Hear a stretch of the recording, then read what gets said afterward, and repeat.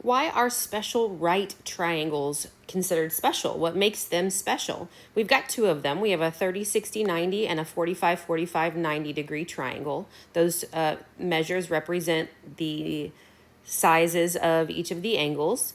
And the reason that we call them special is because they both come from a regular polygon. A regular polygon is just a polygon or a shape that has all congruent sides and all congruent angles.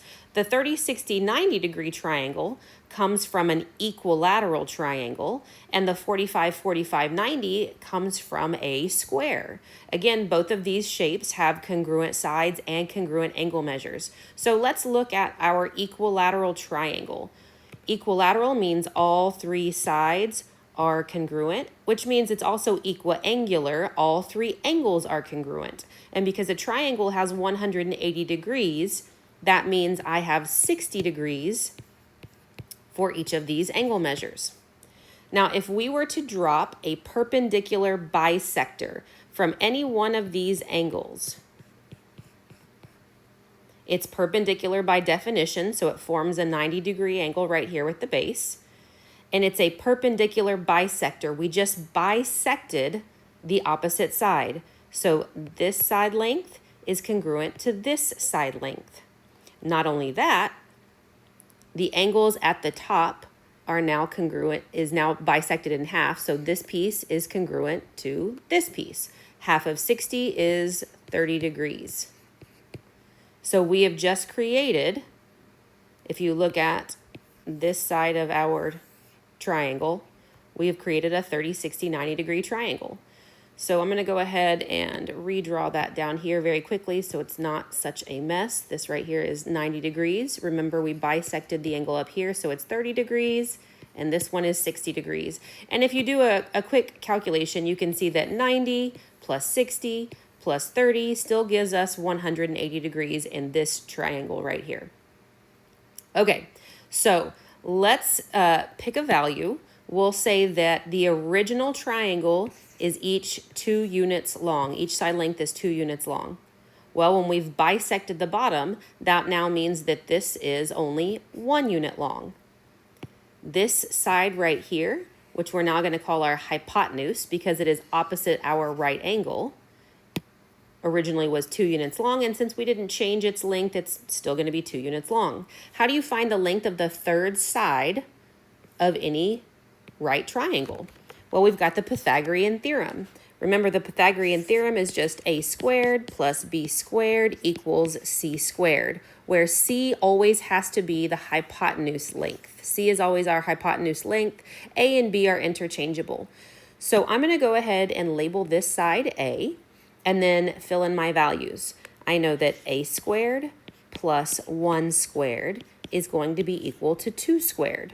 And then we just perform some algebra to simplify down and solve for a. Oops. A squared plus 1 squared is just 1, 2 squared is 4. Then we subtract 1 from both sides of our equation, and we get a squared is equal to 3. And again, we don't want a squared, we just want a. So we can take the square root, the inverse operation of squared, and we end up with a equals plus or minus the square root of 3. Now, it doesn't really make any sense for us to use the negative side of the square root of 3 because, again, this is a length. So this is where our square root of 3 comes from when we're dealing with the 30, 60, 90 degree triangle. Now, a 45, 45, 90, if you'll remember, comes from a square. And a square has congruent sides and congruent right angles at each of its vertices. Okay? So if we were to draw our diagonal in our square, if you remember from geometry, it bisects the opposite angles. So this angle measure is congruent to this angle measure, which is congruent to this angle measure, which is congruent to this angle measure. So if originally this entire angle was 90 degrees, half of that is going to be 45 degrees. So this side is a 45 degree angle measure, as is all of these pieces right here. Okay, so we had a quadrilateral, which contains 360 degrees altogether. We cut our square in half, and now we have this new right triangle. So this was originally 90 degrees. We've bisected the angle, so now this is 45, and this is also 45. And again, all triangles should have 180 degrees in them, so quickly sum these up. 90 plus 45 plus 45 still makes 180 degrees. So if I started out with a square, and let's just say that all of our side lengths were 1 unit long, I know that my two legs, we call these legs, they are not opposite our right angle. These are the legs of our right triangle. Those are each 1 unit long. Now this is our right angle, and the side opposite is always our hypotenuse. So we need to figure out what the length of this diagonal or the hypotenuse is. So again, we can use the Pythagorean theorem, a squared plus b squared equals c squared. And if you think about it for a minute, because we are missing the hypotenuse, I am going to label this side C. And then we're just going to sub in our values. Our 1s represent the A and the B lengths. So 1 squared plus 1 squared equals C squared. And then just do some simplification. 1 squared is 1, plus 1 is equal to C squared. 1 plus 1 is 2.